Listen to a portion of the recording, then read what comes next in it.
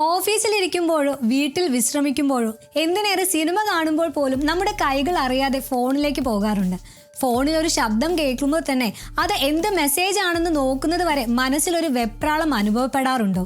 എങ്കിൽ സൂക്ഷിക്കുക, നിങ്ങളൊരു പുതിയ തരം മാനസികാവസ്ഥയിലൂടെയാണ് കടന്നു പോകുന്നത്. സൈക്കോളജിസ്റ്റുകൾ ഇതിനെ വിളിക്കുന്നത് നോട്ടിഫിക്കേഷൻ ആൻസൈറ്റി എന്നാണ്. ഇന്ന് നമ്മൾ നോക്കുന്നത് എന്താണ് ഈ അവസ്ഥയെന്നും എങ്ങനെ ഇതിൽ നിന്ന് നമുക്ക് മോചനം നേടാമെന്നുമാണ്.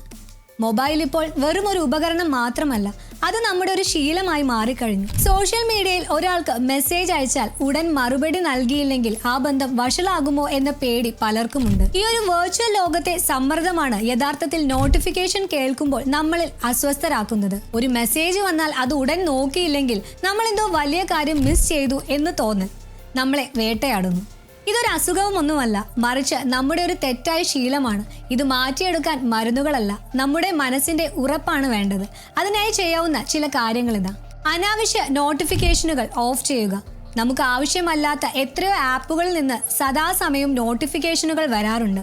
ഇത് ആദ്യം തന്നെ ഓഫ് ചെയ്ത് വെക്കുക. ആവശ്യമുള്ളപ്പോൾ മാത്രം ആപ്പിൽ കയറി കാര്യങ്ങൾ നോക്കുക. ഫോണിനായി ഒരു സമയം കണ്ടെത്തുക. പകൽ മുഴുവൻ ഫോണിൽ നോക്കുന്നതിനു പകരം മെസ്സേജുകളും സോഷ്യൽ മീഡിയയും ചെക്ക് ചെയ്യാൻ ഒരു പ്രത്യേക സമയം മാറ്റിവെക്കുക. ആ സമയത്ത് മാത്രം ഫോൺ ഉപയോഗിക്കുക. ആപ്പുകൾ ക്ലീൻ ചെയ്യുക. നമ്മൾ ഉപയോഗിക്കാത്ത ഒരുപാട് ആപ്പുകൾ ഫോണിലുണ്ടാകും. അവ ഡിലീറ്റ് ചെയ്യുക. ഫോണിന്റെ മെമ്മറി മാത്രമല്ല, നിങ്ങളുടെ സമാധാനവും അതോടൊപ്പം കൂടും. മറ്റ് ഹോബികൾ കണ്ടെത്തുക. ഫോണില്ലാത്ത സമയത്ത് നിങ്ങൾക്ക് ചെയ്യാൻ ഇഷ്ടമുള്ള കാര്യങ്ങൾ ചെയ്യുക. അത് പുസ്തകം വായനയാകാം, കൃഷിയാകാം, പാട്ട് കേൾക്കുന്നതോ പ്രിയപ്പെട്ടവരോട് സംസാരിക്കുന്നതോ ആകാം. ഉറങ്ങുമ്പോൾ ഫോൺ അകറ്റിവെക്കാം. രാത്രി ഉറങ്ങാൻ പോകുന്നതിന് 1 മണിക്കൂർ മുൻപേ ഫോൺ മാറ്റിവെക്കുക.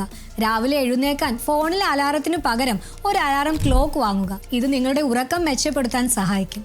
സ്മാർട്ട് ഫോൺ നമ്മളെ നിയന്ത്രിക്കുന്നതിനു പകരം നമ്മൾ സ്മാർട്ട് ഫോണിനെ നിയന്ത്രിക്കാൻ പഠിക്കണം. ഈ കൊച്ചു കൊച്ചു മാറ്റങ്ങൾ നിങ്ങളുടെ ജീവിതത്തിൽ വലിയ സമാധാനം ഉണ്ടാക്കും. ഈ വീഡിയോ നിങ്ങൾക്ക് ഉപകാരപ്പെട്ടോ? നിങ്ങൾക്ക് ഇങ്ങനെ ഒരു ആൻസൈറ്റി തോന്നുന്നുണ്ടോ? താഴെ കമന്റ് ചെയ്യുക. കൂടുതൽ ഉപകാരപ്രദമായ വീഡിയോകൾക്കായി മണി ന്യൂസ് മലയാളം സബ്സ്ക്രൈബ് ചെയ്യാൻ മറക്കല്ലേ. നന്ദി.